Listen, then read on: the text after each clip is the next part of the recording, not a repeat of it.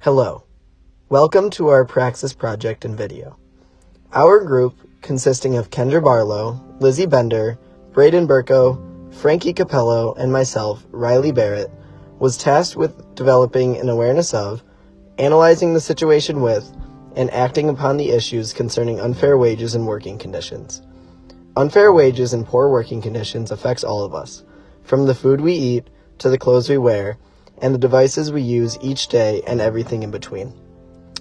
Our mission is to treat all people equally in the workplace, no matter what their race, age, gender, or background is.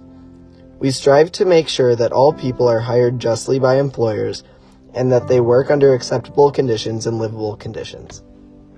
Our mission involves all people of the world, including those outside of Cleveland, like those in less advantaged countries that create goods present in our everyday lives.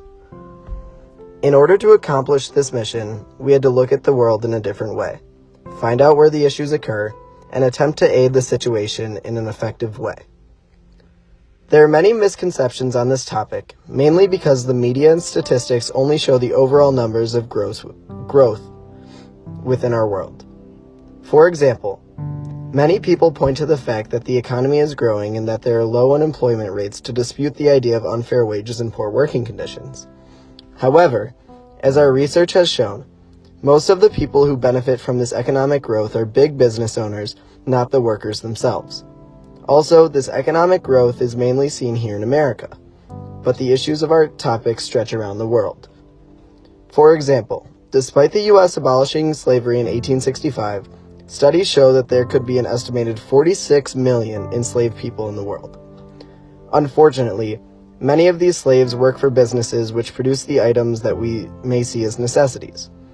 Additionally, the system of slavery is still in existence because of free trade, a type of trade which promotes the companies which sell and distribute goods rather than the farmers who do most of the work. Fair trade is a movement which has gained a lot of traction due to its humane nature, which we will discuss more later. None of this information could have been available to us if we were not aware of the issues regarding unfair wages and poor working conditions around the world. The topic unjust wages and working conditions is difficult to be completely aware of because it doesn't concern a large number of people who could potentially help. With unjust wages and working conditions, it can be very difficult to get a lot of support from people, especially if they don't have the background knowledge about this particular topic. Coming into this project, we thought that we knew a lot about our topic. We were shocked to find out that there was much more detail within our topic. A lot more people are impacted by an unjust wage and working environment than we had originally thought. We found that people all over the world are living on less than $1 a day, which makes it extremely difficult to survive and provide for their families. However, it is not only people living in poverty-rich areas that are struggling to find a consistent, well-paying job. At our interview with Mr. Stinsman, business owner of Prevent Pest Control, he said he hires felons and that people should always get a second chance. This opened my eyes to those who are more generous because I've never thought about the people who have records and are unable to get a job because of that. They are turned away so often and are usually not even given a second glance. In prior research, we found that 1/3 of the people in the United States are living in poverty because of either their inability to get a job or an insufficient wage. So, I guess the big question is, how do we spread awareness of unjust wages and working conditions? It can be challenging to find a way to help a topic like this, especially when you are young and often not heard. Our group helped raise awareness through the fair trade sale at our school. We helped load the products into the linen boardroom and then we set them up. We made sure all the products were there and priced appropriately. We then hung up signs all over the school to promote the sales of the fair trade products. Adding on, we used fair trade foods to make baked goods and sell to our classmates. Although it seems like a small action we took part in, we showed our student body that fair trade products are just as good as other products that we normally buy. Fair trade is benefiting those who are struggling in an unjust environment with a low and unfair wage. There are many ways to assist others going through an unjust wage and working condition, and every small action is effective and helpful. Through our Praxis project, a common theme has arisen that relates to our experience within the classroom. Our Praxis work is intrinsically tied to the themes of Catholic social teaching. The most apparent example is the dignity of work and the rights of workers, which states that the economy must serve people, not the other way around. This relates to our Praxis research as we examined the rights and injustices towards workers in Cleveland.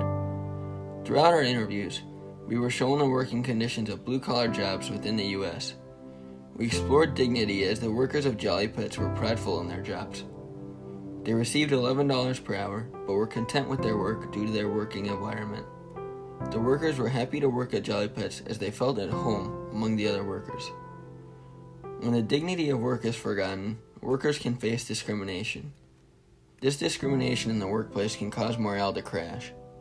When people are dissatisfied with their work or discover that their wages are lower than normal, they will be less willing to work outside of their requirement. People will not stay late or perform extra jobs if they are unmotivated, which will hurt both the worker and the employer. Throughout the world, organizations like Fair Trade have an impact on work as they provide money and allow workers to negotiate trade. Fair trade impacts businesses that exploit workers as it provides an option for workers treated unjustly and provides motivation to the workers. Fair trade has provided jobs for women and supplied hope to those previously disadvantaged by exporters.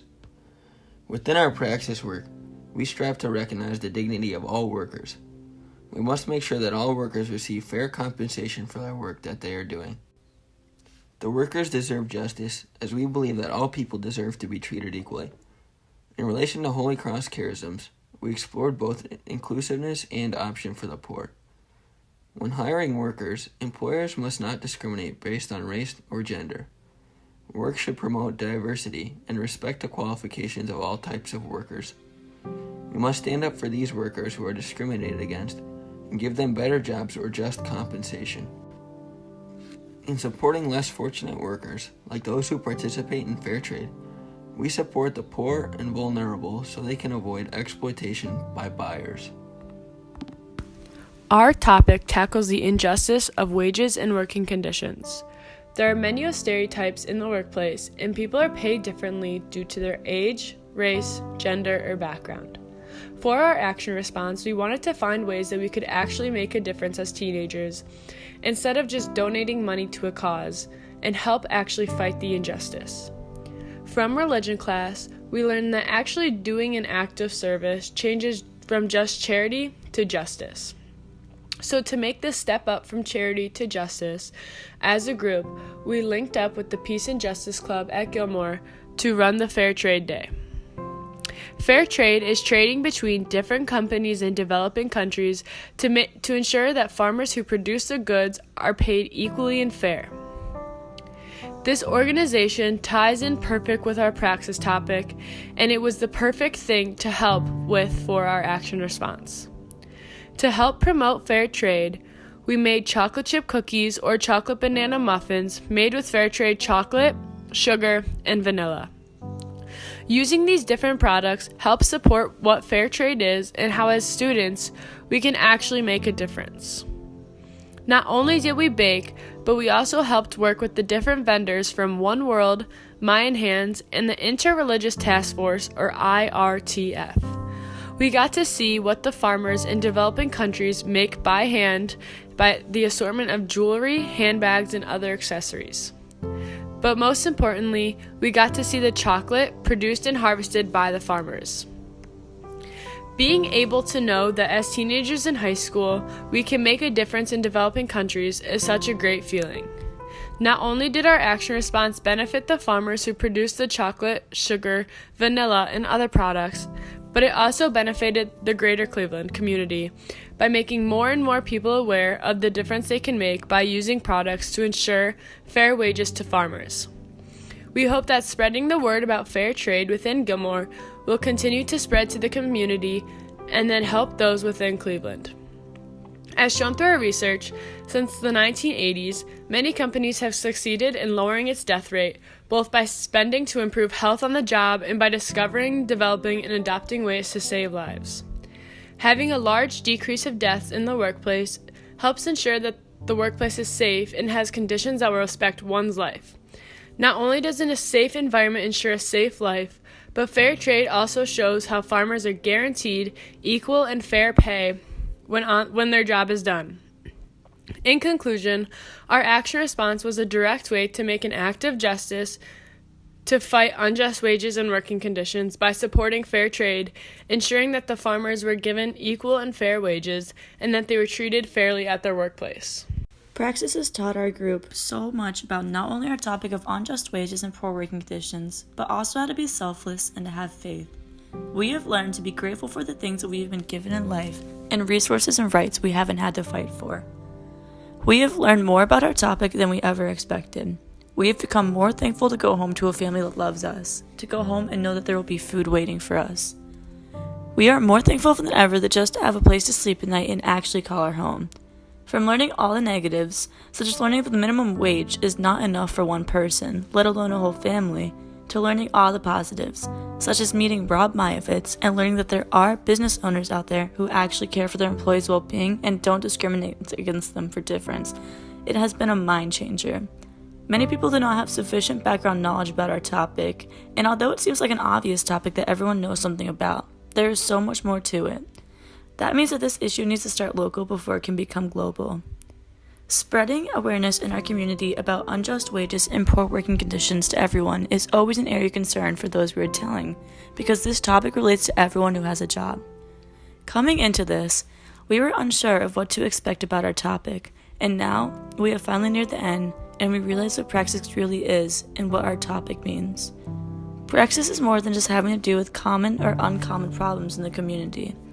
Praxis is not just a simple project that comes from our religion classes. Praxis is one of the biggest aspects of Gilmore Academy. Praxis is something that opens your mind to how other people live. It makes you grateful, it makes you selfless, and it makes you want to help and put in your charity so you can help people who aren't as fortunate as yourself. In these next steps, we'll be making Praxis in our minds by influencing our community every day to find solutions to our problems, and this all starts with one simple thing: talking and spreading information about our topic. From there, the future is inevitable that our topic will not just stay local, but it will become global.